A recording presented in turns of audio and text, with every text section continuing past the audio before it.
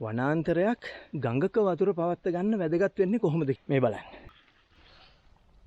මේ වතුර හිමින් සැරේ බින්දු බින්දු බින්දු ගලාගෙන එනවා.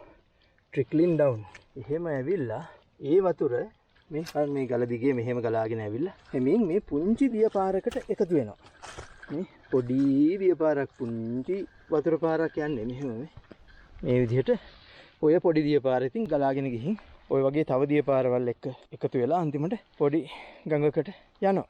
ඉතින් වනාන්තරේ වැඩ කරන්නේ එහෙමයි. වැස්සහම වැහැපු වතුර ටික වනාන්තරේ රඳවගෙන හිමින් තමයි රිලීස් කරන්නේ. ඒක නිසා තමයි මේ වනාන්තර තියෙනකොට ගඟවල් වල අර පෝෂක ප්‍රදේශය කියන එකේ කැච්මන්ට් ඒරියා එකේ ඒ ගඟේ වතුර හැමදාම තියෙන්නේ. එහෙම නැත්තම් වෙන්නේ නිකන් අපේ මිදුල් වල වගේ වැස්සහම ඒ වැහැපු වතුර ටික ටක් ගාලා ගලාගෙන යනවා. වැස්ස පෑවුවට පස්සේ වතුර ඉවරයි. කැලෑ කැපුවම ගම් වතුර ඇතිවීමේ අවදානම වැඩි වෙනවා කියන්නේත් ඒකයි. මොකද වතුර ටික එක සැරේම ගලාගෙන යනවනේ. මේක අනිත් එක ඉතින් අපේ වැහි වනාන්තර වගේ එකකුත් නෙමෙයි මේ දේවදාර කැලයක්. කොනිෆරස් ෆොරස්ට් එකක්. කලවම් වෙන ගසුත් තියෙනවා. නමුත් මේන්ලි කොනිෆර්ස්. එහෙම එකක් වෙලත් ඔන්න මෙහෙමයි වැඩේ.